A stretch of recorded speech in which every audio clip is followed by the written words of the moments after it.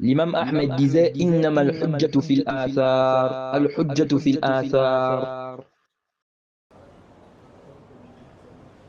Ça sent bon. Machallah. Ça sent bon. Assalamu alaikum wa rahmatullahi wa barakatuh. إن الحمد لله نحمده ونستعينه ونستغفره ونعوذ بالله من شرور أنفسنا ومن سيئات أعمالنا من يهده الله فلا مضل له ومن يضلل فلا هادي له وأشهد أن لا إله إلا الله وحده لا شريك له وأشهد أن محمدا عبده ورسوله يا أيها الذين آمنوا اتقوا الله حق تقاته ولا تموتن إلا وأنتم مسلمون يا أيها الناس اتقوا ربكم الذي خلقكم من نفس واحدة وخلق منها زوجها وبث منهما رجالا كثيرا ونساء واتقوا الله الذي تساءلون به والأرحام إن الله كان عليكم رقيبا يا أيها الذين آمنوا اتقوا الله وقولوا قولا سديدا يصلح لكم أعمالكم ويغفر لكم ذنوبكم ومن يطع الله ورسوله فقد فاز فوزا عظيما أما بعد. Louange à Allah, le créateur des cieux et de la terre. On le loue pour tout ce qu'il nous accorde comme bien et comme grâce. Et on lui demande de prier sur son prophète Muhammad sallallahu alayhi wa sallam, sa famille, ses compagnons et tous ceux qui les ont suivis jusqu'au jour de la rétribution. Celui qu'Allah a guidé, personne ne peut l'égarer. Celui qu'Allah a égaré, personne ne peut le guider. Nous sommes toujours dans la traduction de l'explication du Majmou', le recueil. L'explication de l'introduction du recueil de l'imam Nawawi, expliqué par le cheikh Ibn Uthaymin, qu'Allah lui fasse miséricorde. Alors après avoir parlé des mérites de la science, l'importance de la science, l'imam Nawawi ici a parlé des catégories de science. Quelles sont les catégories de science? Et on a vu ici qu'il est obligatoire d'apprendre. Il est obligatoire d'apprendre. La science, on a vu qu'elle se divise en deux. On a ce qui est obligatoire sur tout musulman. Et ensuite, on a ce qui est obligatoire, n'est-ce pas, sur un groupe de musulmans. Donc on a l'obligation individuelle et on a l'obligation collective. Non? Il y a un petit là qui verse pour amenez-le. Donc on a vu ici, n'est-ce pas, qu'on a l'obligation individuelle comme le tawhid, l'apprentissage du tawhid, ça c'est obligatoire sur tout musulman. Comme l'apprentissage des ablutions, la prière, ok, ou bien le hajj pour celui qui doit faire le hajj, ok, qui est sur le point de faire le hajj. Et on a expliqué cela. Ensuite, on a ceux qui rentrent dans l'obligation collective. Tous les musulmans ne sont pas obligés d'apprendre ça, ok? Mais il faut qu'il y ait dans la communauté des gens qui connaissent cela, comme par exemple l'héritage. Alors, ici, là, l'imam Nawawi nous dit وَأَمَّا أَصْلُ وَاجِبِ الْإِسْلَامِ وَمَا يَتَعَلَّقُ بِالْعَقَائِدِ فَيَكْفِي فِيهِ التصديق بكل ما جاء به رسول الله صلى الله عليه وسلم واعتقاده اعتقادا جازما سالما من كل شك ولا يتعين على من حصل له هذا تعلم أدلة المتكلمين. Donc il dit ici, quant à la base obligatoire de l'islam et ce qui est en rapport avec les croyances, ok, il dit, il suffit de croire en tout ce que le messager a apporté. Croire, n'est-ce pas, en tout ce que le messager a apporté, ce avec quoi il est venu. Il dit, d'y croire d'une croyance ferme, dépourvue de tout doute. Donc il ne doit pas douter. Ok? Donc l'imam Nawawi dit ici que la base obligatoire dans l'islam et ce qui est en rapport avec les croyances, il dit il suffit de croire fermement en tout ce qui est venu avec le messager. Ok? Une croyance ferme, sans doute. Il ne doit pas y avoir de doute. Ok? Ensuite l'imam Nawawi a dit Wala yata'ayanu. Ah. Bonsoir. Ça va? C'est quoi votre prénom? Nel. Ok. Taïb. Là, je vais vous faire prononcer la shahada. Ok? Ce qui va vous permettre de rentrer dans l'islam. Jaïd. Maintenant, vous allez adhérer à la religion islamique. Vous allez rentrer dans l'islam à travers cette parole que vous allez prononcer tout de suite là. Mais avant de prononcer ça, je vous explique d'abord le sens de cette parole-là. Cette parole-là que vous allez prononcer signifie « J'atteste qu'il n'y a aucune divinité digne d'adoration en dehors d'Allah. Et j'atteste que Muhammad est son messager. » Ok? Donc vous allez attester, reconnaître qu'il n'y a qu'une seule divinité qui mérite l'adoration, c'est Allah. C'est-à-dire que personne ne doit être adoré en dehors d'Allah. Que ce soit un prophète, que ce soit un ange, que ce soit un mort, peu importe, que ce soit un caillou, une statue. On n'adore rien en dehors d'Allah. Donc c'est Allah seul, celui qui nous a créés, c'est lui seul qu'on adore. Même le prophète Mohammed, on ne l'adore pas, ce n'est pas permis. Donc cette attestation consiste donc ici là à reconnaître, à attester qu'il n'y a aucune divinité qui mérite l'adoration en dehors d'Allah et attester que Mohammed est son messager. Donc tu vas en même temps attester que Mohammed a été envoyé par Allah. Donc une fois que tu vas prononcer ça, tu es devenu musulman. Et maintenant après ça, on va te demander de faire un lavage. Tu vas faire un lavage et on va t'expliquer. Et puis après, maintenant, il faudra que tu commences à apprendre la religion, petit à petit, apprendre les prières, les ablutions, etc., le tawhid. Donc, tu vas répéter après moi. Ashhadu an la ilaha illallah wa ashhadu anna Muhammadan Rasulullah.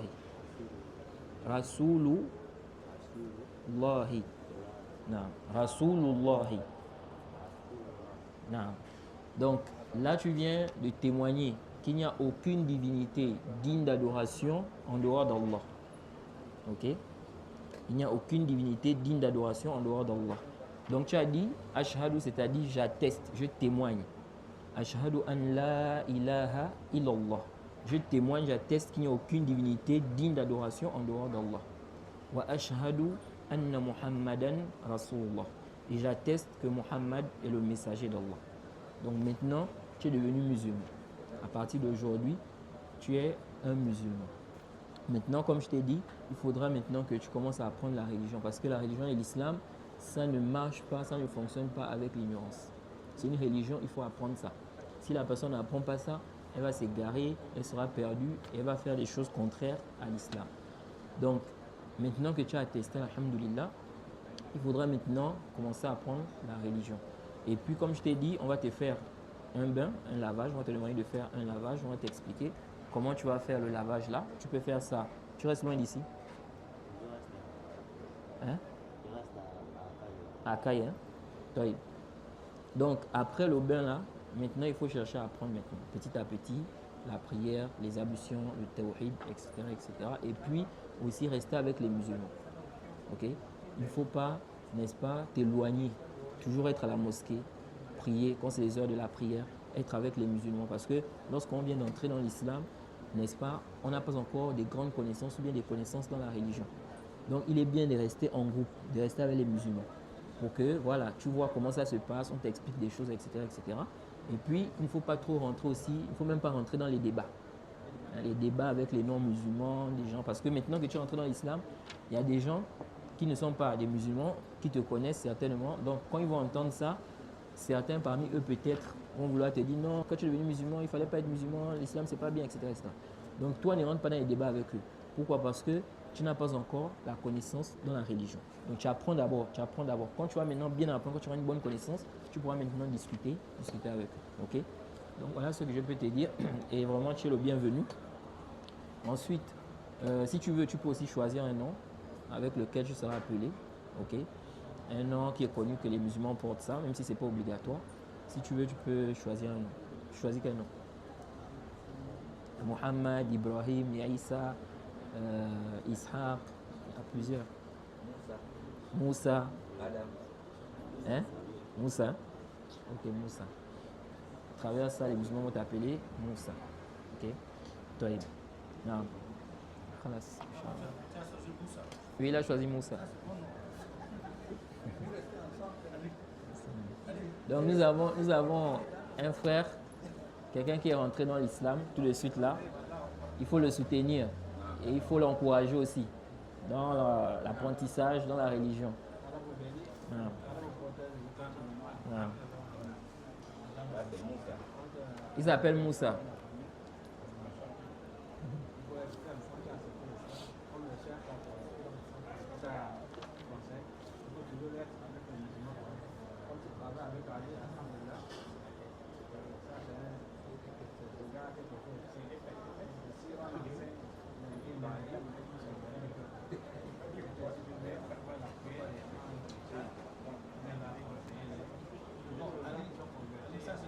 Donne-moi ton numéro aussi. Ton numéro.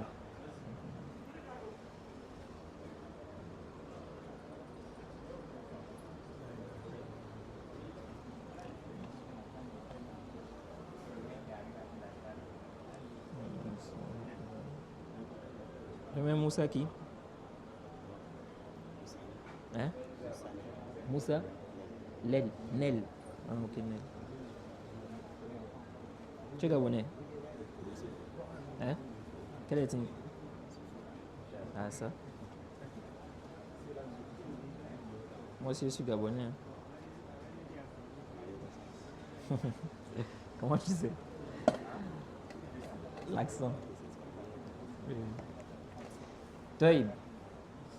Bon, donc on revient ici au propos de l'imam Nawawi. Nawawi ici a dit, il dit wala yata'ayyanu ala man hasala lahu hadha.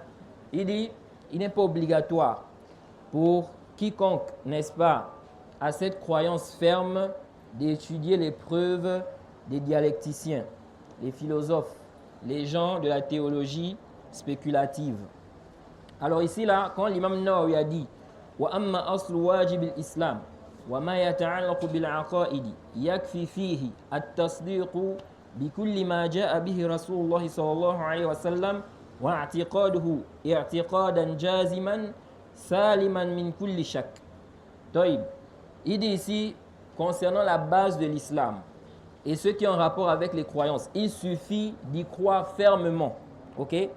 Croire en tout ce qui a été rapporté, tout ce qui est venu avec le messager. D'une croyance dépourvue de tout doute.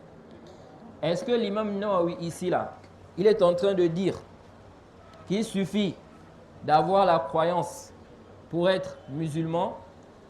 Donc quelqu'un il croit et puis ça suffit, il est musulman comme ça. Ce n'est pas ce que l'imam Nawawi veut dire ici. OK? C'est pourquoi dans son explication du Sahih Muslim, il dit quoi? Au tome 1. Non. Il dit dans son explication du Sahih Muslim, au tome 1, page 219, il dit wattafaqa ahlus sunnati min al-muhaddithin wal-fuqaha'i wal-mutakallimin على أن المؤمن الذي يحكم بأنه من أهل القبلة ولا يخلد في النار لا يكون إلا من اعتقد بقلبه دين الإسلام اعتقادا جازما خاليا من الشكوك ونطق بالشهادتين. Il dit ici, les gens de la sunna sont unanimes. Les gens de la sunna, parmi, n'est-ce pas, les spécialistes de hadith, les juristes et les dialecticiens, ou bien les gens, n'est-ce pas, de la théologie spéculative, ils sont unanimes que le croyant, celui-là qui est croyant et qui est jugé comme étant faisant partie, celui qui est croyant et qui est jugé comme étant faisant partie des gens de la Qibla et qui ne sera pas éternellement en enfer, qui ne demeurera pas éternellement en enfer, il s'agit de celui qui va croire avec son cœur. Ok? Il croit avec son cœur. Il croit à la religion de l'islam, d'une croyance ferme, dépourvue de doute. Donc une croyance qui n'a pas de doute. Il croit que c'est l'islam la vérité.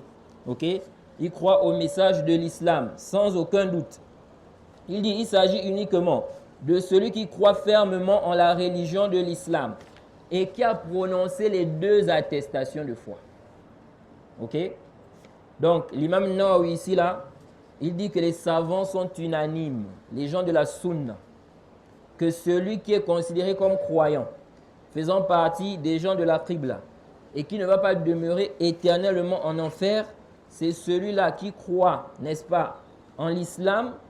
Il a une croyance ferme, sans doute, et puis il a prononcé les deux attestations. Ok? Donc quand il dit ici là, dans le Majmou', dans le Muqaddima, que la base, n'est-ce pas, obligatoire de l'islam, et ceux qui ont rapport avec les croyances, il suffit d'y croire, de croire en tout ce qui est venu avec le messager, d'une croyance ferme, sans doute. Ok? Il ne veut pas dire ici que ça suffit. Parce qu'il faut quoi? Il faut impérativement prononcer les deux attestations. Ça, il n'y a aucune divergence là-dessus. Il dit فَإِنِ اقْتَصَرَ عَلَى إِحْدَاهُمَا لَمْ يَكُنْ مِنْ أَهْلِ الْقِبْلَةِ أَصْلًا. Il dit ici se limite à l'un des deux. Ok? S'il se limite à un des deux, il ne fait pas partie des gens de la Qibla, de base. Ok? Quand il dit ici, s'il se limite à l'un des deux, c'est-à-dire,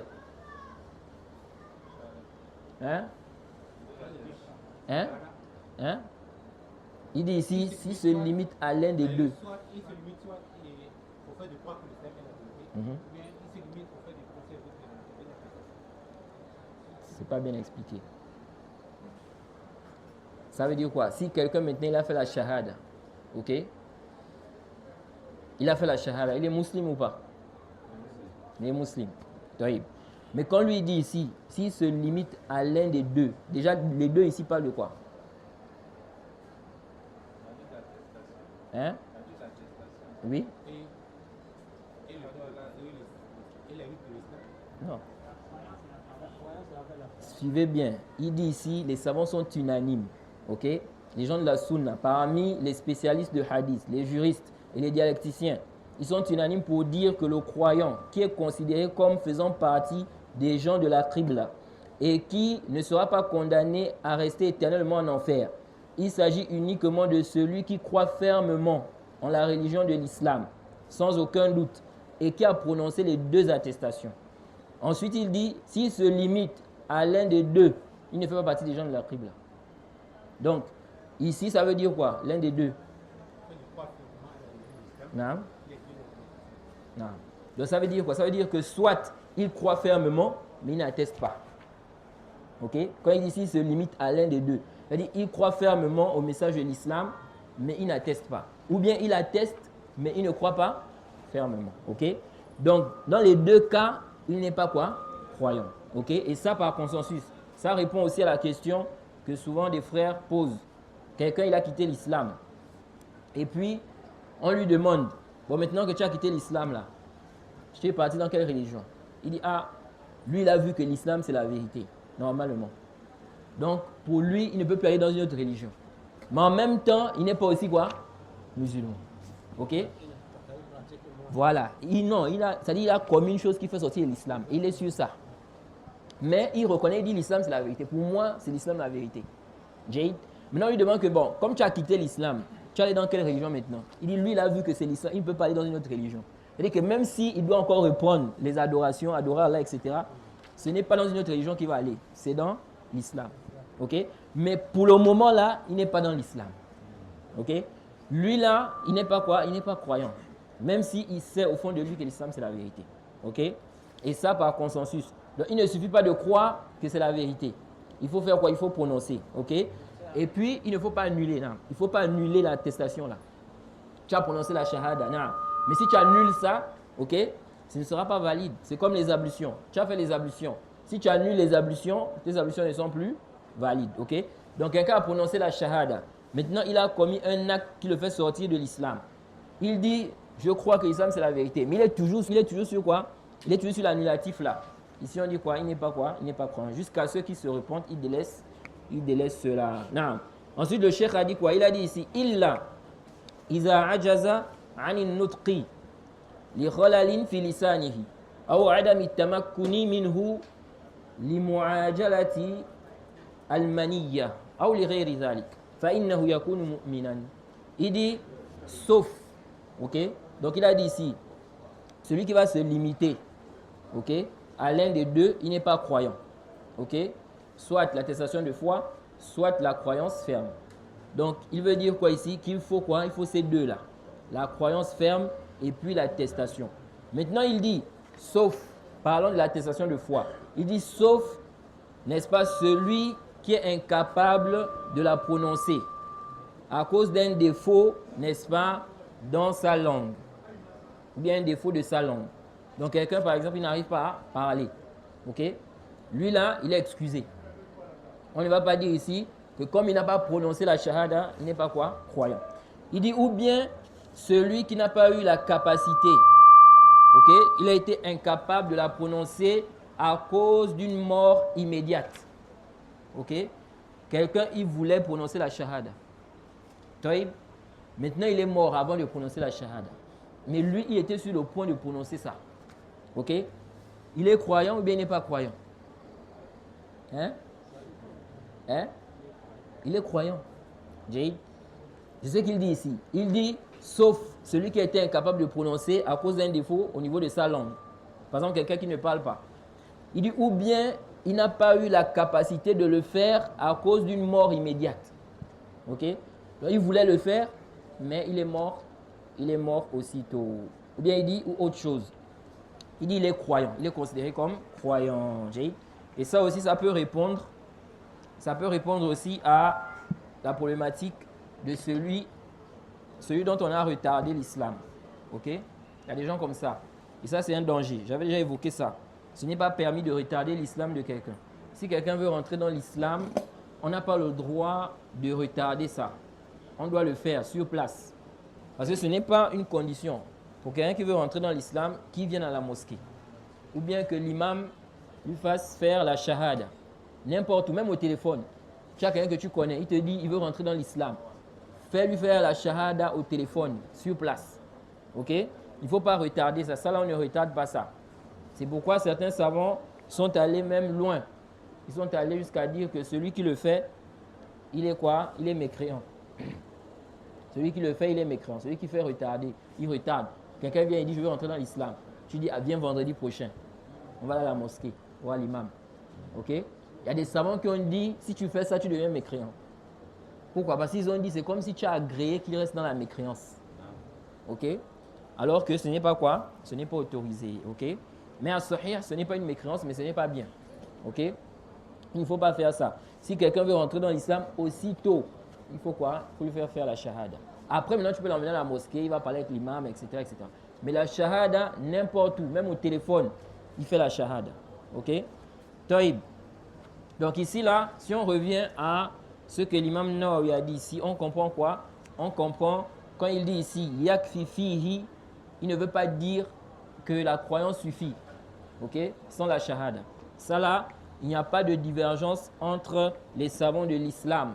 Que celui qui ne prononce pas la shahada, il n'est pas musulman. Sauf, comme a dit An-Nawawi ici, comme on l'a lu, sauf celui qui est incapable, ou bien, n'est-ce pas, il était sur le point de le faire et il est mort subitement. Ok? Taïb. Ensuite, il a dit ici, il n'est pas obligatoire d'étudier les preuves, n'est-ce pas, des dialecticiens. Ok? Les arguments des dialecticiens, des philosophes. Il y a des gens qui sont venus, n'est-ce pas, pour réfuter les athées. Ils ont fait des argumentaires. Ok? Les mutakallimoun, ce qu'on appelle dialecticiens, ou bien les gens de la théologie spéculative. Ils sont rentrés dans la philosophie, dans beaucoup de choses. Ils ont cherché à démontrer qu'on a été créé. Les preuves qui montrent qu'on a été créé. Ils ont cherché à démontrer, n'est-ce pas, que ce qui est nouveau est créé. Ils ont cherché à démontrer, n'est-ce pas, qu'Allah nous a créés, que c'est Allah le créateur, ainsi de suite. Et dans leur démarche, n'est-ce pas, ils sont tombés dans des erreurs, dans des choses qui contredisent l'islam, au point où ça les a conduits, n'est-ce pas, à s'égarer, à se tromper dans le chapitre des noms et attributs d'Allah. Et donc, cela on les appelle les mutakallimoun. Ok? Ils sont rentrés dans la philosophie et ils sont venus avec beaucoup de choses que si on t'explique même, très peu de personnes vont comprendre cela. Ok? Taïb. Donc, l'imam Nawawi dit ici, il n'est pas obligatoire d'étudier les preuves de ces gens-là. Parce que eux, ils ont amené des preuves pour justifier l'existence d'Allah, pour justifier beaucoup de choses. Ok? Ils appellent, on parle de Dalil al-Hudouth, Dalil al-A'rad, Jade. Toutes ces choses-là, l'imam Nawawi dit, on n'a pas besoin de ça. Ok? Nous, ici, on doit se baser sur quoi? Le kitab, la sunna et la compréhension des salafs. La question de l'existence d'Allah, en réalité, ce n'est pas une question, n'est-ce pas, qui doit nécessairement être démontrée. C'est quelque chose qui est dans la fitra. C'est dans la nature saine de l'homme. Il sait ça, qu'il a un créateur qui existe. Ok?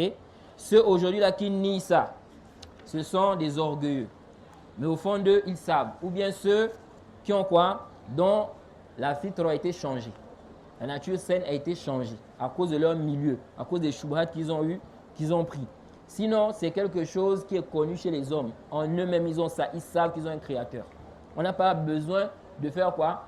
De démontrer ça. C'est pour cela, on va voir ici dans les propos du Cheikh Ibn Uthaymin qu'on rapporte,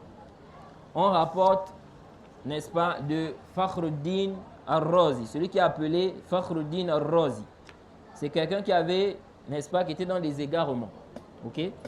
Et on va dire, c'est l'un ou l'une des références des Asha'ira, cette secte-là. Et on rapporte de lui qu'il était entouré de beaucoup de gens. Il était en train de marcher, il y avait beaucoup de gens autour de lui. Et il y a une femme, une vieille femme qui était là, qui passait. Elle a vu ça. Elle a dit, ah, mais ça c'est qui? C'est-à-dire, c'est qui ça? Celui, n'est-ce pas, auprès de qui il y a autant de monde là. C'est comme ça qu'on lui a dit que c'est celui qui a mentionné 1000 preuves sur l'existence d'Allah. 1000 preuves sur l'existence d'Allah. Et on dit que la vieille a dit, ah, est-ce que l'existence d'Allah a besoin de preuves? Jade, est-ce que l'existence d'Allah a besoin de preuves? Ça, c'est quelque chose qui est connu. Il n'y a pas besoin de démontrer ça. C'est connu. Taïb. Donc, l'imam Nawawi dit ici, ce n'est pas obligatoire d'étudier leurs preuves là. Ok? Donc, on ne va pas dire que c'est obligatoire.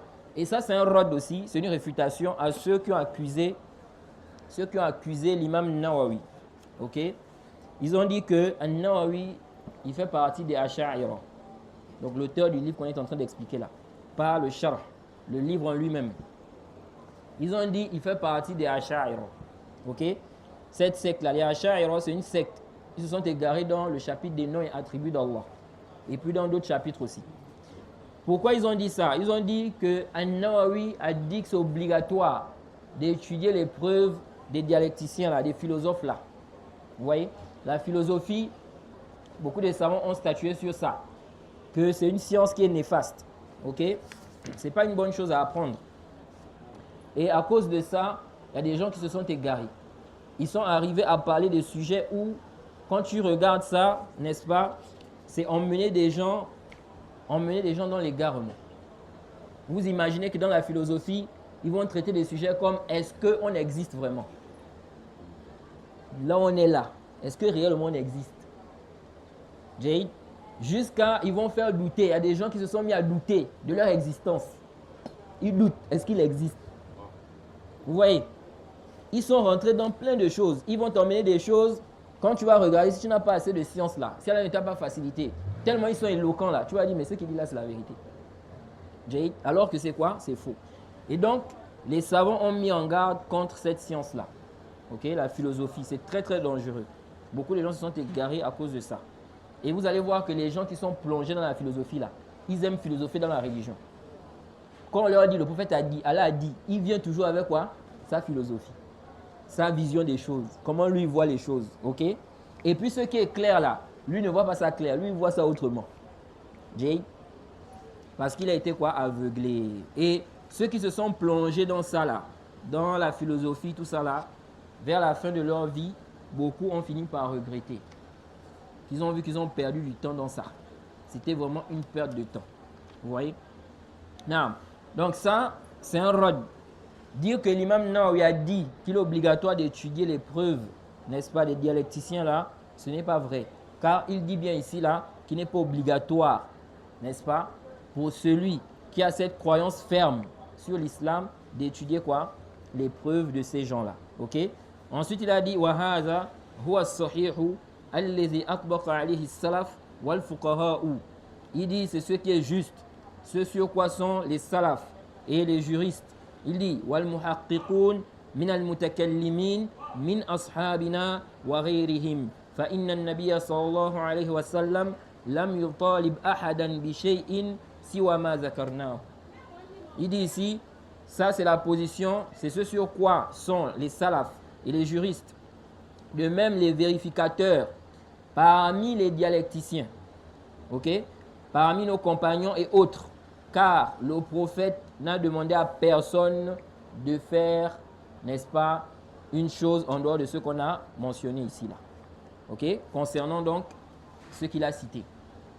Donc le prophète n'a pas demandé d'étudier quoi? Les arguments, n'est-ce pas, des philosophes là. Ok? Donc cette parole est claire et ça réfute ceux qui disent que Nawawi a rendu obligatoire. Il dit que c'est obligatoire d'étudier les preuves des dialecticiens. Là c'est un. Deuxièmement, l'imam Nawawi ne considère pas les paroles des dialecticiens, des gens qui sont dans la théologie spéculative. C'est pourquoi lui-même il a dit quoi? Il a dit dans le Majmou', donc le même livre là, qu'on est en train d'expliquer là. Là on est en train d'expliquer l'introduction. Ok? Il dit dans le même livre, au tome 2, page 557, il dit وَالدَّلَائِلُ عَلَى نَجَاسَةِ الدَّمِ مُتَظَاهِرَةٌ وَلَا أَعْلَمُ فِيهِ خِلَافًا عَنْ أَحَدٍ مِنَ الْمُسْلِمِينَ إِلَّا مَا حَكَاهُ صَاحِبُ الْهَاوِي عَنْ بَعْضِ الْمُتَكَلِّمِينَ أَنَّهُ قَالَ هُوَ طَاهِرٌ. Il dit les preuves, n'est-ce pas? Les preuves de l'impureté du sang sont apparentes. Et je ne connais aucune divergence entre les musulmans sur ce sujet. Hormis ce qu'on mentionne ou ce qu'a mentionné l'auteur du Hawi. Il a rapporté de certains théologiens de la théologie spéculative, n'est-ce pas? Les dialecticiens là, que c'est pur. Donc il dit les preuves sont apparentes que le sang est impur. Ok? Ensuite, il a dit qu'il ne connaît aucune divergence entre les musulmans sur cela. Mais est-ce que réellement il y a un consensus que le sang est impur? En réalité, il n'y a pas un consensus. Et aussi, en réalité, il n'y a pas de preuve claire qui justifie que le sang est impur. Ok? Le sang. Il dit ici là, ولكن المتكلمين لا يعتد بهم في الإجماع والخلاف على المذهب الصحيح الذي عليه جمهور أهل الأصول من أصحابنا وغيرهم لا سيما في المسائل الفقهيات.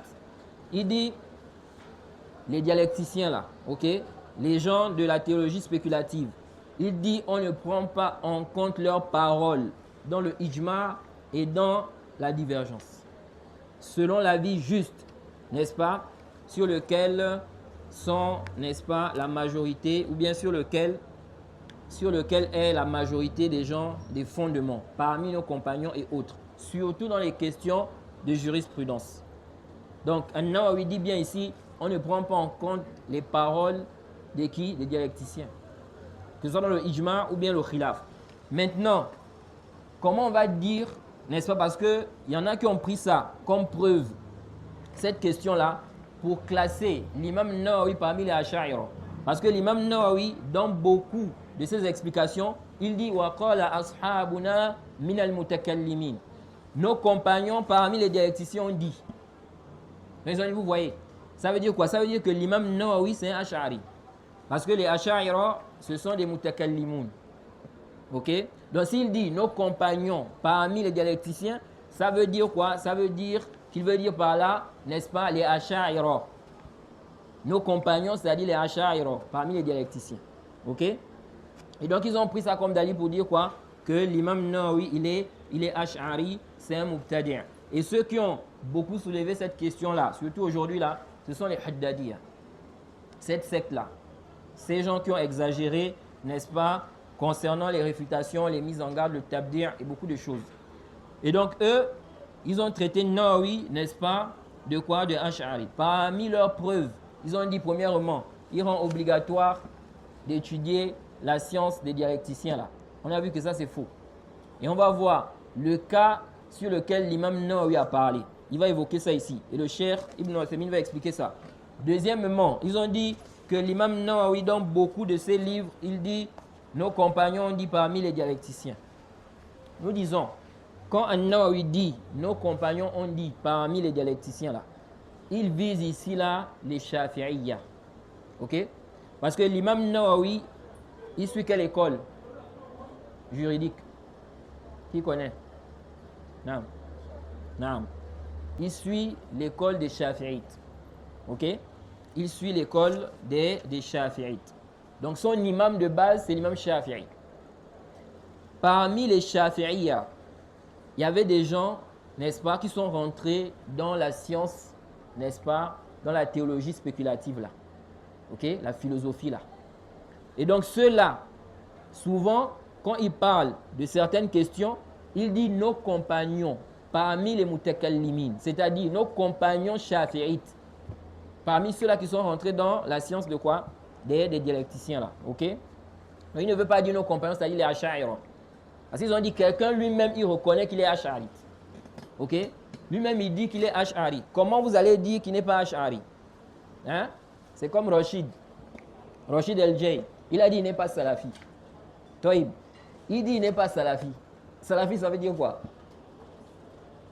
Hein? Hein? Ahl Sunnah. Non, mais précisément, qu'est-ce que ça veut dire Salafi? C'est vrai que Salafi, ça veut dire Ahl Sunnah. Il ne fait pas dire Ahl Sunnah. Mais qu'est-ce que ça veut dire précisément? Salafi. Hein? Oui? Non. Salafi, c'est celui qui suit le kitab wa sunna, la compréhension des pieux prédécesseurs. Salafi, c'est une nisba, c'est une affiliation au salaf. Salaf, celui qui suit les salafs, on l'appelle salafi. Ok? Toïb. Et il est obligatoire pour tous les musulmans de suivre les salafs. Tous les musulmans doivent suivre les premiers musulmans, les compagnons du prophète, leurs élèves, les premiers musulmans, ceux qui étaient musulmans avant nous là. Ok? Parmi, n'est-ce pas, les gens de la sunna. On doit les suivre. Toïb. Donc si quelqu'un dit je ne suis pas salafi, il est en train de dire quoi en réalité? Qu'il ne suit pas? Il ne suit pas les salafs. Jay, ça veut dire qu'il ne suit pas les salafs. Ok, donc lui il comprend le kitab wa sunna avec une autre compréhension. Ce n'est pas la compréhension des salafs.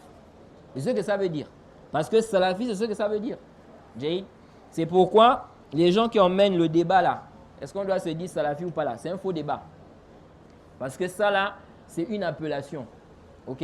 Salafi, Ahl Sunnah, Ahlul Athar, Ta'ifatul Mansoura. Tout ça, ce sont des appellations qui renvoient au même groupe. Et ce ne sont pas des adorations. C'est celui qui interdit de dire Salafi, Ahl Sunnah, Ahlul Athar. C'est lui qui doit apporter le dani. Ok? Parce que ça, ce n'est pas une adoration. À la base, il est permis de se donner des noms. Sauf un nom qui est interdit dans les textes. Ou bien un nom qui a un mauvais sens. Est-ce que Salafi, on a un délit qui interdit de se dire Salafi? Est-ce que Salafi, ça a un mauvais sens? Donc c'est toi qui interdis ça qui doit apporter le dalil. Bon, maintenant, quand tu dis je ne suis pas Salafi, si réellement tu as compris le sens de Salafi là, ça veut dire quoi? que tu ne suis pas les salafs. Tu ne suis pas les salafs. Donc, quand Rachid El-Jay, quand il dit je ne suis pas salafi, si vraiment il a compris le sens du terme salafi là, il est en train de dire qu'il n'est pas en train de suivre les salafs. Donc, si quelqu'un lui-même il dit, c'est comme quelqu'un maintenant il dit moi je suis Tijani, ok, bien je suis Soufi. Bon, vous voulez quoi? Lui-même il a dit ça. Il dit il est Tijani, il est Soufi. Bon, vous voyez. Donc, c'est ce qu'ils ont voulu faire ici là. Ils ont dit l'imam, non, quand il dit nos compagnons parmi les mutakallimin, vous venez dire non, il n'est pas Ash'ari. Alors qu'il dit nos compagnons, ok? Nos compagnons ici là, ils ne visent pas quoi? Ils ne visent pas les Ash'ari, mais plutôt les Shafi'iyya, ok? Taïb. Une autre question ici là. Est-ce qu'on va dire ici que l'imam Nawawi, n'est-ce pas, c'est un Ash'ari ou bien c'est un Muqtadi'? Jay, parce que il y a des gens qui propagent ça, ok? Même ici au Gabon, il y a un prédicateur ici au Gabon, un Haddadi Takfiri, il propage ça, il dénigre ce savant là, il dénigre aussi Ibn Hajar. Jay, il dit que ce sont des Jahmiya, ce sont des égarés. Donc, ce n'est pas des gens à suivre.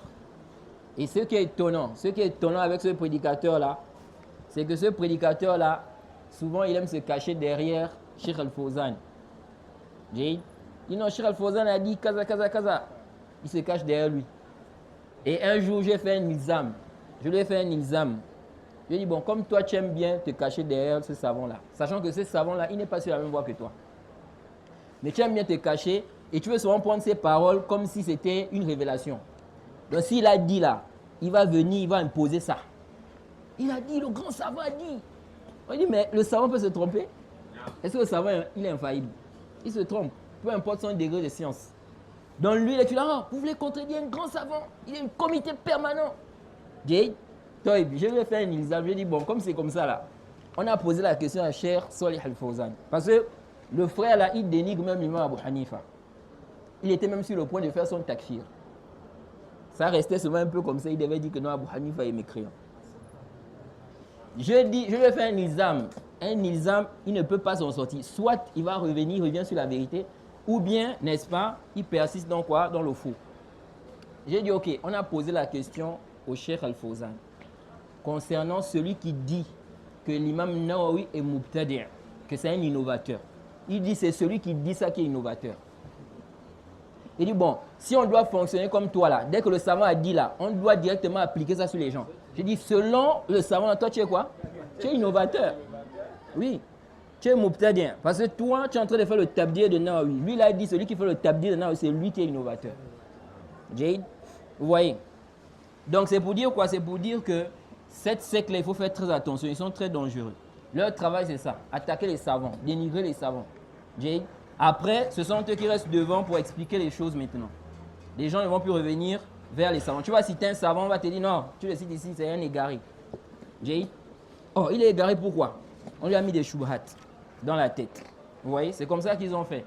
C'est comme ça qu'ils ont fait aussi avec le Cheikh Robin. Ils l'ont dénigré, au point où chez certaines personnes, ils voient que le savant est égaré. Vous voyez? Tout ceci à cause de quoi? À cause des calomnies envers les gens de science. Alors, l'imam Nawawi, c'est un savant de la sunna. C'est un imam. Il n'y a pas de divergence. On ne connaît pas un savant depuis l'époque de l'imam Nawawi jusqu'à notre époque là. Un savant reconnu de la sunna qui a dit que Nawawi, c'est un innovateur. On ne connaît pas ça. C'est aujourd'hui là où les Haddadiyya viennent, ils disent que c'est un innovateur. Ok? Taïb. Maintenant, est-ce qu'on va dire qu'il est Ash'ari? Le cheikh, n'est-ce pas, Ibn Uthaymin, répond à cette question-là. Il dit dans son explication des 40 hadiths, le livre que vous voyez là, beaucoup de gens lisent des livres, mais ils ne connaissent pas les auteurs. Le livre qui est connu, quel est le livre de l'imam Nawawi, qui est beaucoup connu et qui est traduit en français? Hein? En français, c'est? Non. Ce livre-là, beaucoup de gens voient ça, mais ils ne savent pas. Le jardin, n'est-ce pas, des vertueux. C'est traduit en français. Et il y a ça beaucoup dans les mosquées. Il y a ça beaucoup dans les mosquées. Et c'est le livre de base de quelle secte? Ils prennent ça souvent comme livre de base. Non. Jama'at Tabligh. Ok. Jama'atu Tabligh. C'est le micro.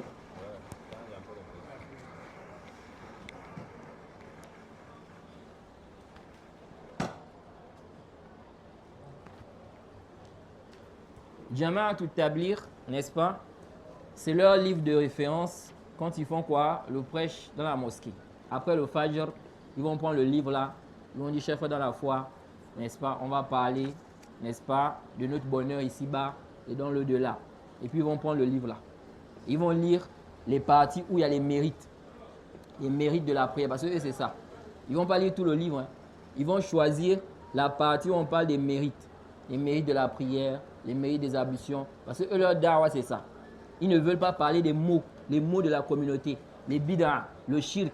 Ils ne sont pas dans ça. Ils disent non, ça divise les gens. Vous allez diviser les gens. Vous parlez de ça. Non, non, non. Donc, il faut parler de quoi? N'est-ce pas? Des choses qui vont rassembler les gens. OK? Donc, c'est comme ça, ils vont parler des mérites de quoi? De la prière, des ablutions, etc. Et c'est des gens, vous les voyez au niveau du comportement.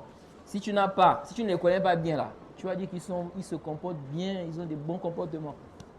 Mais essaie un peu de critiquer leur voix là. Tu vas voir réellement qui ils sont. Si tu commences à critiquer leur voix, parce que eux déjà, même si tu ne fais pas la sortie avec eux là, c'est comme si ta foi là, il y a un problème. Quand ils disent il faut sortir 6 jours, tant de jours, si tu ne lèves pas la main là, ils te regardent comme ça, ils disent ah, c'est quelle foi ça? Donc pour eux, la vraie foi là, c'est sortir avec eux. Est-ce que les compagnons ont fait ça? Est-ce que les compagnons du prophète ont fait ça? Le prophète a enseigné ça?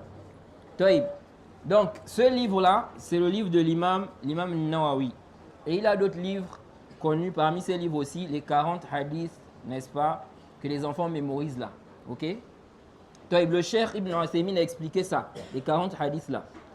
Et dans son explication à l'introduction, n'est-ce pas, à la page 15, il dit ici là, parlant de l'imam Nawawi, wa huwa fil haqiqati min a'lamin nas. Il dit, l'imam Nawawi, en réalité, fait partie des plus connaisseurs. Donc, si on compte les gens qui connaissent la religion là, il dit, il fait partie des plus connaisseurs. Ok? Il dit, wa zahiru, wallahu a'lam, annahu min akhlasin nas fit ta'lif. Il dit, ce qui est apparent, allez le plus savant, c'est qu'il fait partie des gens les plus sincères dans la rédaction des livres. Ok? Il dit, لأن تأليفاته رحمه الله انتشرت في العالم الإسلامي. Il dit parce que, n'est-ce pas, ces livres se sont propagés dans le monde islamique. Ok?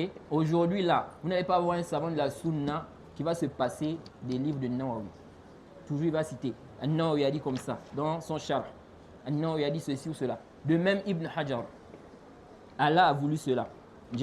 Le Cheikh Ibn Uthaymin, lui, il voit ça comme un signe de leur sincérité. Ok? Il dit فَلَا تَكَادُ تَجِدُ مَسْجِدًا إِلَّا وَيُقْرَأْ فِيهِ كِتَابُ رِيَاضُ الصَّالِحِينَ وَكُتُبُهُ مَشْهُورَةٌ مَبْثُوثَةٌ فِي الْعَالَمِ مما يدل على صحة نيته فإن قبول الناس لمؤلفات من أدلة على إخلاص النية. Il dit ici, tu ne trouveras presque pas une mosquée sans qu'on ne lise dans cette mosquée le livre Riyad al-Salihin. Ok? Donc, les jardins des vertus là. Il dit, et ces livres sont répandus, propagés dans le monde, ce qui prouve, n'est-ce pas, la validité de son intention. Il dit car l'acceptation, le fait que les gens acceptent, n'est-ce pas, les livres, n'est-ce pas, d'une personne, ce sont parmi, ou ça fait partie des preuves qui montrent sa sincérité. Ok? Taïb. Ici, là, il y a 2 points à mentionner par rapport à ce que le Cheikh Ibn Uthaymin a dit ici. Quand le Cheikh Ibn Uthaymin parle de l'acceptation des livres de Nawawi, il ne parle pas ici de l'acceptation chez les gens du faux. Parce que parmi les Haddadiyya, il y en a quand ils ont fait le harb. Hein? C'est la zane? Non, c'est pas un problème. Parmi les Haddadiyya, il y en a lorsqu'ils ont fait le harb à l'imam Nawawi, il y a des gens qui les ont réfutés. Et parmi les réfutations, il y en a qui ont cité les propos du Cheikh Ibn Uthaymin là. Et il y a un parmi eux, il dit, si c'est ça là, si ça c'est le dalil, qu'il était sincère là, il dit, bon, on a ici Mansour Kayali. Il a plus d'1 million d'abonnés. Il a plus d'1 million d'abonnés. Alors que c'est un égaré. C'est un vrai égaré celui-là. Donc il dit, donc on va dire que il est sincère, il est sur une bonne voie. Vous voyez? Mais ça c'est parce que il n'a rien compris en réalité. Ok? Quand les gens de science parlent de l'acceptation, on parle d'abord de l'acceptation chez les gens de la sunna, chez les gens de bien, chez les gens qui ont la science, qui comprennent. Ok? On ne parle pas ici d'une acceptation chez les ignorants, les gens du faux.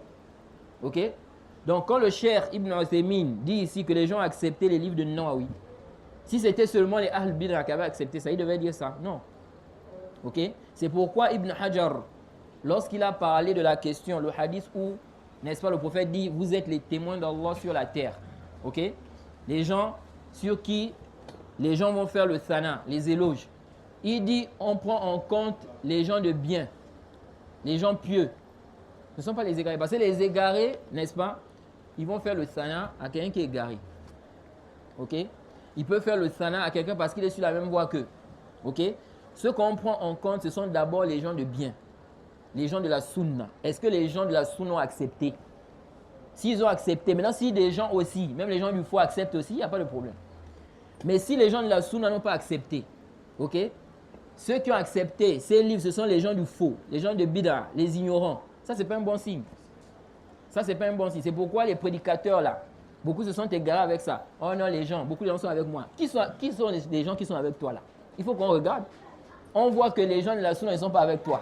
Ceux qui propagent de toi, ce sont les égarés. Ce sont les innovateurs. Ce sont les ignorants.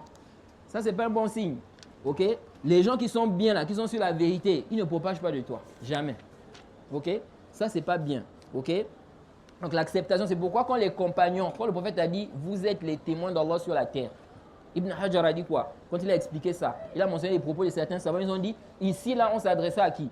Aux compagnons du prophète, qui étaient des gens pieux. Mais voilà, maintenant, on a, regardez aujourd'hui, la sunna est devenue étrange. Dans beaucoup de milieux, dans beaucoup d'endroits. Vous allez trouver les gens de la sunna sont peu. Ils peuvent être à 10, 15, 20. La majorité des gens sont égarés. Donc on va dire quoi? Ceux-là, ils ne sont pas sur la bonne voie parce que la majorité des gens ne les aiment pas. La majorité des gens ne sont pas avec eux. Non.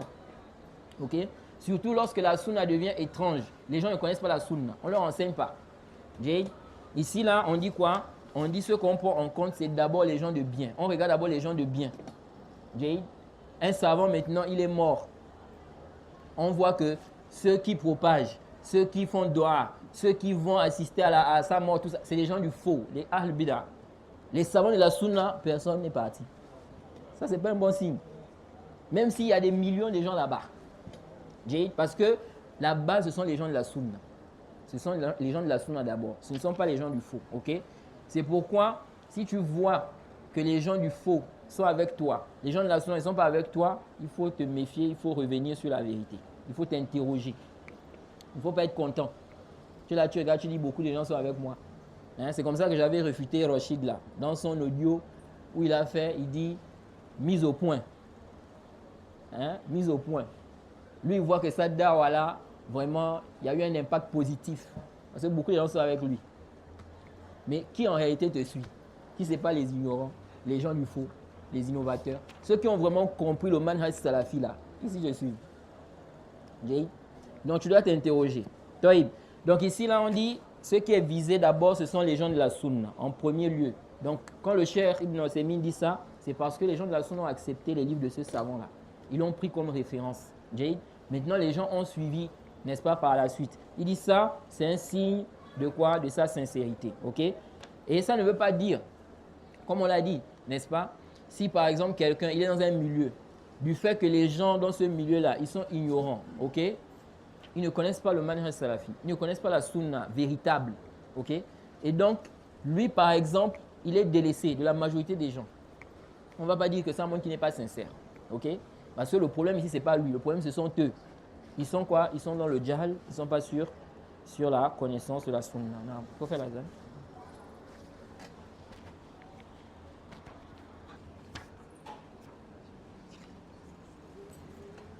Naam. Ensuite, le cheikh Ibn Uthaymin dit ici wa huwa rahimahullah mujtahidun wal mujtahidu yukhti wa yusib.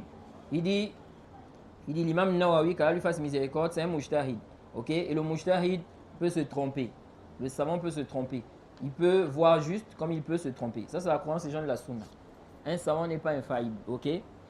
Personne n'est infaillible en dehors du prophète Muhammad sallallahu alayhi wa sallam dans la révélation. Non. Dans ce qu'il transmet comme message. Non. Il dit wa qad akhta'a rahimahullah fi masail al-asma'i was sifat.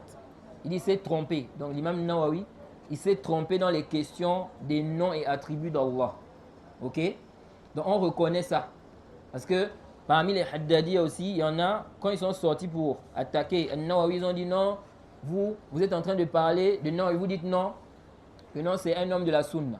Toïb, à quel moment vous allez clarifier ces erreurs? À quel moment vous allez clarifier ces erreurs? Dans les noms et attributs. Les savants ont clarifié ça. Cheikh Ibn Baz, il a fait le ta'liq du Fath al-Bari. Il a relevé les erreurs d'Ibn Hajar. Le Cheikh Rabi, il a écrit une risala où il a relevé les erreurs de l'imam Nawawi. Et plusieurs savants mentionnent cela. Et le Cheikh Ibn Uthaymin ici mentionne qu'il s'est trompé dans les noms et attributs. Mais est-ce que tout celui qui se trompe, il devient égaré, il devient innovateur? Non, ça c'est pas la croyance des gens de la sunna. C'est pourquoi le Cheikh Ibn Uthaymin dit ici wa mithlu hadhihi al-masail allati waqa'at minhu rahimahullah khata'un fi ta'wil ba'd nusus as-sifat innahu la maghmurun bima lahu min fada'il wa manafi' jamma. Il dit ici ce genre de questions-là, dans lesquelles il s'est trompé au sujet de l'interprétation de certains textes sur les attributs. Il dit, n'est-ce pas, ce genre d'erreur-là est éclipsé, noyé dans ce qu'il a comme mérite et grand profit. C'est noyé là-bas. Ok? Donc il a commis des erreurs dans ça. Ok? Mais en même temps, quand on regarde aussi son travail, le travail qu'il a fait, il a fait un grand travail. Il a fait un grand travail dans l'islam. Il dit ici, wala nazunnu anna ma waqa'a minhu illa sadirun an ijtihadin wa ta'wilin sa'ir walau fi ra'yihi. Il dit ici que ce qu'il a fait là, c'est quoi? C'est un ijtihad, ok? Dû à un effort d'interprétation, ok? Qui est toléré, même si ce n'est que, n'est-ce pas, selon lui. Ensuite il dit wa arju an yakuna min al-khata'il maghfur. Il dit j'espère que ça va rentrer dans les erreurs qui sont pardonnées. OK? Wa an yakuna ma qaddamahu min al-khayri wa an-naf'i min as-sa'i al-mashkur. OK? Il dit j'espère aussi qu'il sera quoi? Remercié, qu'il sera récompensé pour ce qu'il a fait comme bien. OK? Il dit et j'espère aussi que la parole d'Allah où il dit les bonnes actions dissipent les mauvaises s'applique sur lui. Ok? Il a fait du bien, il a fait un grand travail dans l'islam. Il s'est trompé, c'est vrai, dans, n'est-ce pas, les noms et attributs d'Allah, mais il est excusé. Ok? Pourquoi il est excusé? On va voir que l'imam Nawawi, n'est-ce pas, n'a pas eu de clarification en réalité. Ok? Et ça fait partie des excuses. Quelqu'un, n'est-ce pas, il peut tomber dans une erreur, mais il n'a pas été, on ne lui a pas clarifié les choses. Ok? Même si il a vu certaines paroles, comme on va le voir, mais, n'est-ce pas, il n'a pas bien compris. Ok? Celui-là, il est excusé. Il est quoi? Il est excusé. Non, on va s'arrêter d'abord ici. Le dars prochain, on va revenir, n'est-ce pas, sur les propos du cheikh Ibn Uthaymin sur l'imam Nawawi. Non, s'il y a une question par rapport à ce qui a été dit.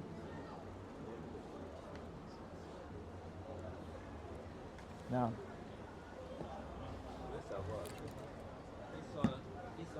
Attends d'abord. Est-ce qu'il y a une question dans la salle par rapport à ce qui a été dit? Ou une autre question? On va d'abord privilégier les gens qui sont dans la mosquée. Parce que vous êtes avec moi. Il n'y a pas de question? Toïb, c'est quoi la question? Oui.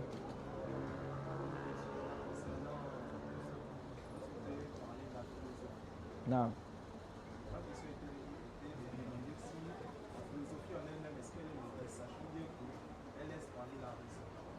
Non, la philosophie est mauvaise, Jay. Pourquoi? Parce qu'elle développe des notions, n'est-ce pas, qui égarent les gens et qui conduisent même les gens à la mécréance. Bien évidemment, ça ne veut pas dire que dans la philosophie, tous ceux qu'ils ont traités comme sujet là-bas, c'est mauvais. Ce n'est pas ce que ça veut dire. Ok? Mais quand on regarde la philosophie de manière générale, ce n'est pas une bonne chose. Et ça égare beaucoup de gens. Ok? Même si dans la philosophie, ils peuvent traiter parfois des sujets, n'est-ce pas? C'est quoi? C'est la vérité. Ils vont dire une parole ou quelque chose qui est vrai. Mais ça là, ça ne doit pas nous permettre de dire que la philosophie devient quoi? Quelque chose de bien. Parce que celui même qui est sur le faux là, celui qui est sur le faux, il ne dit pas que ce qui est faux. Ok? Quelqu'un qui est égaré, il ne va pas dire seulement que ce qui est faux. Parfois, il peut dire des vérités. Les chiites, aujourd'hui, on dit les chiites sont égarés. Mais est-ce que tout ce que les chiites disent, c'est faux? Non. Jay, Abu Huraira, dans le Sahih, ça a été rapporté que le shaitan qui est égaré, il a dit une vérité concernant Ayatul Kursi. Jay. Donc, même s'il peut y avoir des sujets ou bien des propos dans la philosophie, c'est vrai. Ce n'est pas une raison pour dire quoi que la philosophie c'est quelque chose de bien. Non, c'était quoi la question? Hein? C'est ça long? Taïb. Donc on va s'arrêter ici. On demande qu'Allah nous facilite, nous accorde la compréhension de sa religion. Wa subhanakallahumma bihamdik. Wa ashhadu an la ilaha illa anta astaghfiruka wa atubu ilayk.